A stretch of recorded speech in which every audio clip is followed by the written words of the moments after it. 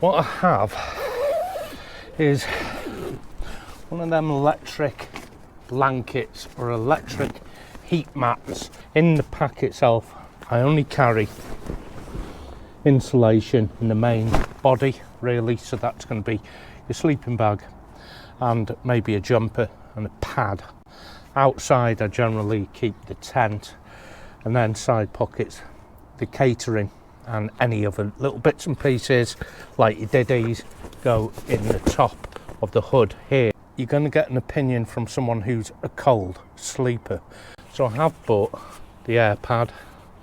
It is the X-Ped, so quite a big pad. This is the unit itself we're looking at. We're going to have a look at that in relation to the size of the other kit. This is the heated mat, and with that you're going to need some kind of power bank. This is a pretty small power bank here, so you're going to need 5 amps, but there's a trick to using these. So the reflector I've gone isn't a bubble reflector, it's a foam back, and I've just put some tape around the edges there to give it some little more durability. I've not tried putting this under a heated mat before. What else? Nice warm jumper to put on, so that's my warm kit. And this is a little 3-season fishing sleeping bag, a carp fishing sleeping bag. It's probably far too big for what I need, but it's got this pile lining here. Again, talking from a perspective of a cold sleeper. Doesn't weigh very much, and it takes up about the same amount of space as a large air pad. So it's up to you whether you can find this beneficial. If you are a warm sleeper, I'd be questioning why you're watching this video at all. But on the base it does have a hand grip, so you can pull the actual bag off like this. Now it is kind of rubberized and it has these micro dots. So I've got my buffalo smock here, that's going to be my pillow for the night. Peel back my bedding to reveal the actual silver, unzip it, reach inside, there's your cable, and you can pop your little battery pack in there. It's not a very big pocket, so if you've got an Anchor power bank, you know, quite a big one, it's not going to fit in there. Now it is quite a long heat mat, and I find it ample wide as well because I'm quite broad chested and I've not had any issues with it. Let's pop this down to the foot end. So just remember, if you can bulk up your heat underneath you, you won't need as much on top, and that's coming from a perspective of a cold sleeper. Right, I am almost ready to plug in the electrics. Now it is said to bring it up to 65 degrees Celsius in 30 seconds, and yeah, probably maybe a minute. Remember, the colder it is, the cooler it's going to feel. So while I'm blowing the pad up, and I'm going to slip that under the sleeping bag, I'm going to plug it in and heat up the pad while I'm blowing this up. I'll show you how to retain a lot of the battery, because I made a mistake of just putting that on and leaving it on.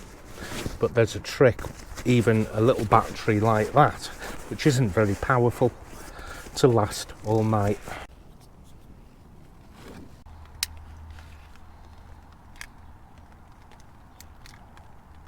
So pull down the zipper, mine's just on a little ring pull, make it easier.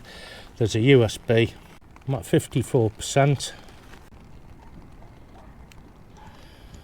Press and hold, it's red, which is its hottest, so it comes straight onto its hottest setting. Press it again, blue, and then green is the coldest. Would have made more sense, blue being the coldest. Hit it again, back to red. This is what I do at this point It says it takes about 30 seconds to get it up to 65 degrees. I don't know how true that is. In my experience, it takes a little longer, especially on a cold day, but it doesn't take too long. So what I like to do is to bring it right up to its hottest temperature until you feel all nice and snug in your sleeping bag, and then I get it onto that green, which is the low setting, and I just leave it on the low setting all night until the battery runs out. I did it the other way. I left it on high all night, and that drained the power bank in probably an hour. So what makes some of these more expensive than others is the amount of heating elements that are inside here. Oh, it's lovely and warm already. It cost about 40 quid at the time. So I'm just going to cover this up and ask you to use some imagination here, with this being the head end of my sleeping bag, and over here is the foot end. Some of these pads will have 3 heating elements down the foot end and maybe 4 at the top, so about 7 heating elements. I think this has 4 at the top and 2 at the bottom, which is 6. I've seen some that have 9. I'm going to leave it up to you if you think you'd rather invest a few more quid and have more heating elements. I would actually like this system in the back of my camper van, and it's time for me to get into this and just slip my fleet off. And before the comment warriors get bent out of shape that I'm getting into my sleeping bag with my trousers on, in a real life situation perhaps I wouldn't, but I'm not going to take my pants off, film it, and then put it onto YouTube. That's weird.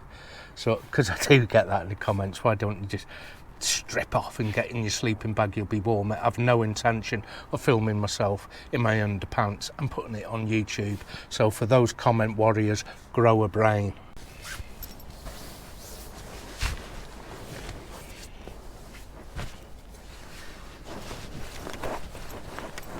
So yeah, you don't need many seconds of it being on full, and I'm ready to turn it down from its high setting to its lower setting.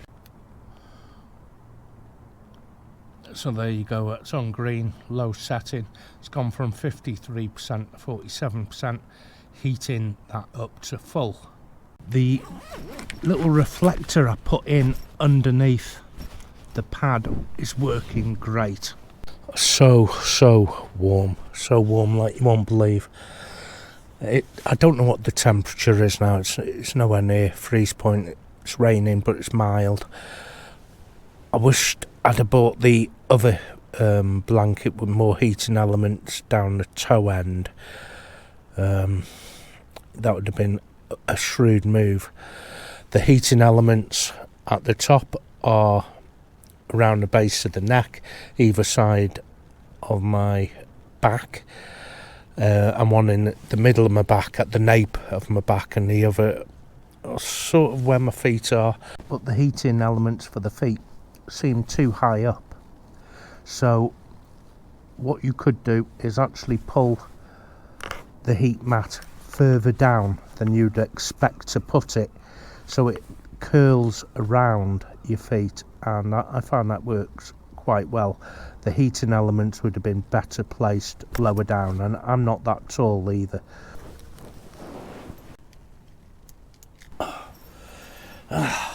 So warm, so warm. So who is it for? The angler. I think because anglers kind of have their own little trolley to push about with all their equipment in. This would be lovely. It really would. I've got a hobby that involves being near a river, which isn't wild camping. It's a totally different hobby. I'd use this in the bug out vehicle. It's coming in that. So they're the kind of people that would benefit from this. A backpacker or wild camper, perhaps you wouldn't get the benefit from it. You just bring a warmer pad and a warmer sleeping bag. If you can find space for it in your pack, I would bring it. I'll see you next time on Bexbugoutsurvivor. Happy trails.